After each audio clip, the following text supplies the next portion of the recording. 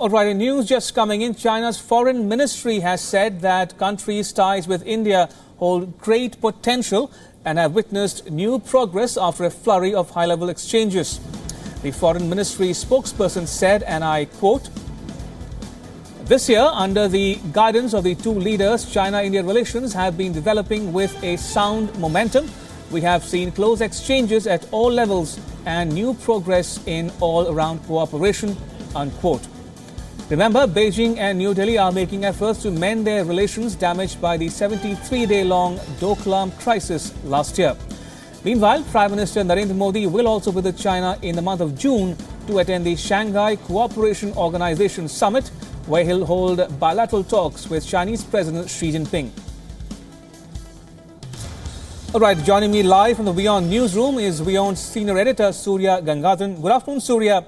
Take us through the import of these remarks made by the Chinese Foreign Ministry spokesperson there about India-China ties. I think there's a reason why these kind of language you're seeing from the Chinese Foreign Ministry in a very long time. Because most of us recall the hard, aggressive language that was dominant during the Doklam period. So what has happened in the interim? We've had an exchange of visits at the Foreign Minister level, at the NSA level, and obviously at the diplomatic level. The Foreign Secretary was also in China. So all this has contributed to kind of bringing down of lowering of tensions on both sides. And also you must understand that China today is in a bit of a international situation where it is in locking horns with the US over trade barriers. Relations with Europe are also not that great because there's a backlash in Europe over the manner in which Chinese companies are taking over European technology majors. So for all these reasons, China is keen that the relationship with India be restored, be put back on an even keel and be normalized to the extent possible. Without, of course, either side, without, of course, China giving up its claims to Indian territory or all the other disputes where we are involved. So that's what is really playing out now. Now, on the one hand, Surya, while China says it wants good ties with India, we're also seeing increased incursions by the PLA, the People's Liberation Army of China, into at various locations along the LAC, from Ladakh in the north to Arunachal Pradesh in the east. So what is one supposed to make of China speaking with a forked tongue, as it were, on India-China relations? Basically, it's business as usual as far as the transgressions go. The Chinese will keep protesting about Indian transgressions. They will claim that India is moving into their territory. The nibbling along the line of control, line of actual control will continue. There may be face-offs that we haven't heard of as yet. There will be helicopter intrusions. So all that is business as usual.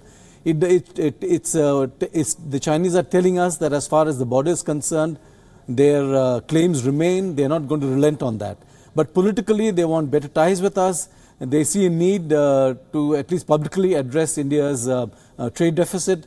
So all those moves will be made with what import, with what effect, we don't know as yet. But clearly, as far as political relationship is concerned, it seems to be getting back on even keel.